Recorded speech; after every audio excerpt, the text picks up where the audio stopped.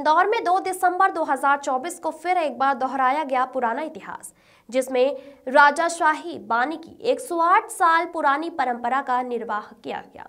वहीं इंदौर के यादव परिवार ने 1916 में शुरू हुई शाही बाने की परंपरा को जीवित रखा, जिसे मध्य भारत के मशहूर पहलवान रघुनाथ यादव ने ब्रिटिश शासन के दौरे में अपने विवाह समारोह में शुरू किया था। इंदौर के यादव परिवार द्वारा यह परंपरा आज तक जारी है और अब तक की छठी पीढ़ी के कार्तिक यादव ने इसे निभाते हुए इंदौर के मल्हारगंज स्थित तंबोली बाखल से अपनी शाही और भव्य बारात निकाली, जिसमें शाही बानी की परंपरा की शुरुआत मशहूर रघुनाथ यादव पहलवान ने अपने बेटे के विवाह समारोह में हाथी पर सवार करके दूल्हे को शाही अंदाज में विवाह स्थल तक ले जाने से की है।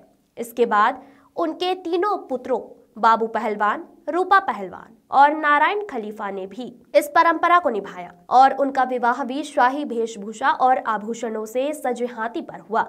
यह परंपरा धीरे धीरे उनके पोते और परपोते तक भी पहुंची और आज भी कायम है।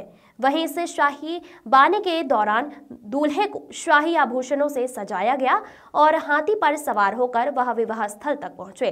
वहीं 2 दिसंबर 2024 को कार्तिक यादव ने इस परंपरा को निभाते हुए अपने परिवार के साथ इस ऐतिहासिक क्षण का हिस्सा भी बने।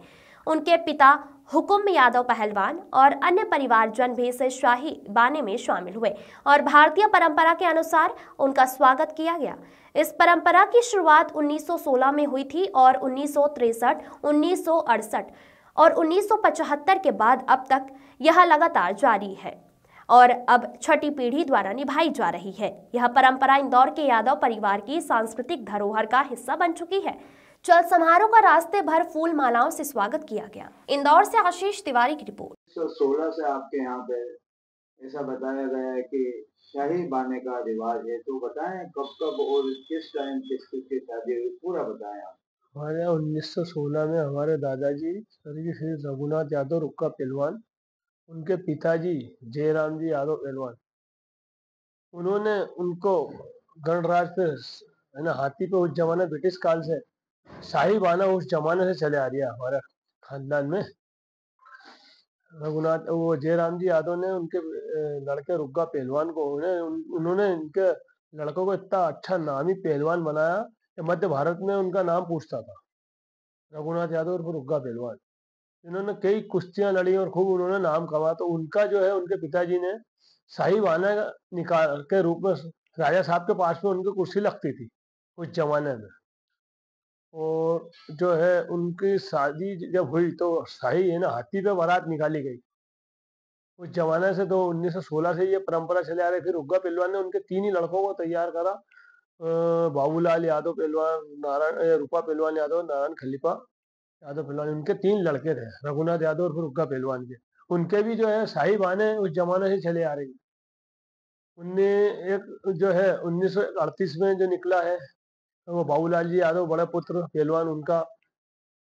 फिर उसके बाद 1900 जो है 58 में निकला और एक 75 में, 3 ही लड़कों का निकला, 76, 68, 58।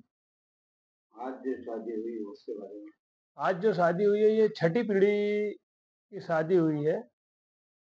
ये हुक्म यादव, ये मेरा पुत्र है कार्तिक यादव, उनकी ये छठी पीढ़ी है। हमारी सबकी शाही परंपरा रूप से उसी मान से शादी, तो हम उस परंपरा का निर्वह करते आ रहा है। ब्रिटिश काल से जो ये चले आ रहा है, हमारा खानदान का जो अमला है, हमारा परिवार की जितनी भी बारातें निकलती है सब हाथी पे परंपरा अनुसार निकलती है। आपका नाम बताओ। मेरा नाम हुक्म यादव, संस्था शासी कानून मंडल का अध्यक्ष। आपकी शादी शाही अंदाज से हो रही है और बाना भी शाही अंदाज से निकल रहा है, तो बताएं। सन 1916 से हमारे परदादाजी के समय से शाही अंदाज से ही बाना निकलता था हाथी पर। तो उसी प्रथा को लेकर आज 2024 में मेरी शादी में भी शाही अंदाज से ही बाना निकाला गया। और मेरे पहले जितनी भी शादियां मेरे पापा, मेरे बड़े पापा, मेरे दादा, मेरे बड़े दादा, छोटे दादा, सब जितने भी चाचा हैं, सबकी शादी शाही अंदाज से ही की गई थी और शाही अंदाज से ही बाना निकाला गया था, जिसे देखने के लिए जनता बहुत समय इंतजार भी करती है, बहुत मतलब उत्सुक रहती देखने के लिए। ऐसा बाना कहीं और देखने को नहीं मिलता। आपका नाम बताएं। कार्तिक यादव।